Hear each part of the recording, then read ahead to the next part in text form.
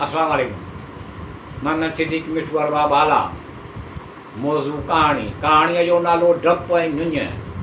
डपु जानी माली घाटो नुक़सान थियणु, शराब भउ ख़ौफ़।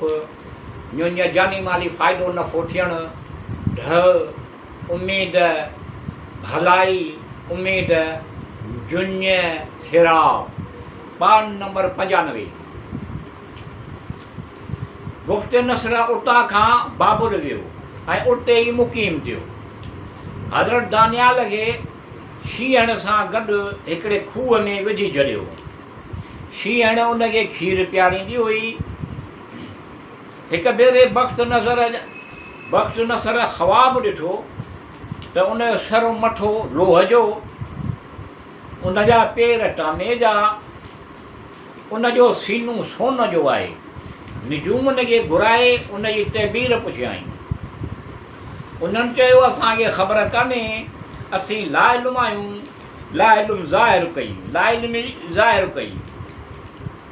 गुफ़्त नसर चयो, हेसी ताईं आऊं तव्हांखे एतिरा रुपया हर महीने ॾियां थो ऐं तव्हां एतिरो कोन था करे सघो जो मूंखे ख़्वाबु ॿुधायो त ख़्वाब में छा ॾिठो आहे, न त तव्हां सभिनी खे क़दुरु करे छॾियो। कुझु माण्हुनि चयो, तव्हांखे यादि आहे त उन शख़्स जे ख़बर आहे, उनखे ॼाणो था जंहिंखे तव्हां शींहण सां गॾु खूह में विधो हुयो। इहो अञा ताईं ज़िंदा आहे। शींहण उनखे कोन नुक़सानु पहुचायो, बल्कि उहा मिटी खाई ऐं उनखे खीर पियारींदी आहे। वक़्त नसर चयो, उनखे घुरायो त ख़्वाब जो तबीर पुछां। ईअं ॾियो। गुफ़्त नसर हज़रत दानियाल खे घुरायो, ख़्वाब जेको ॾिठो उनजो तबीर पुछियो। हज़रत दानियाल अलैहिस्सलाम चयो, तुंहिंजी बादशाहीअ जी मुदत ख़तमु थी चुकी। 3 ॾींहंनि खां पोइ तूं क़तलु थी वेंदे। फ़ारस जो हिकु शख़्स तोखे क़तलु कंदो।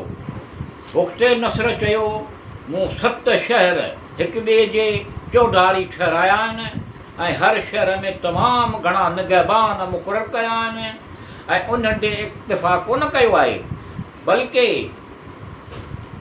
हर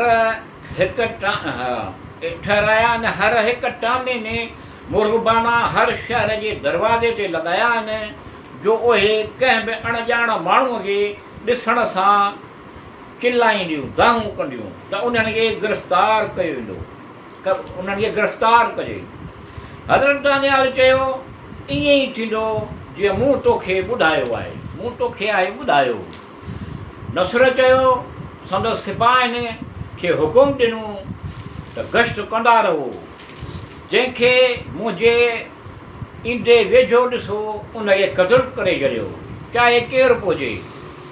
हज़रत दानियाल खे रोके चयो, अगरि 3 ॾींहं थी विया, मूंखे कंहिं बि क़तलु न कयो त आउं तोखे क़तलु करे छॾींदुसि।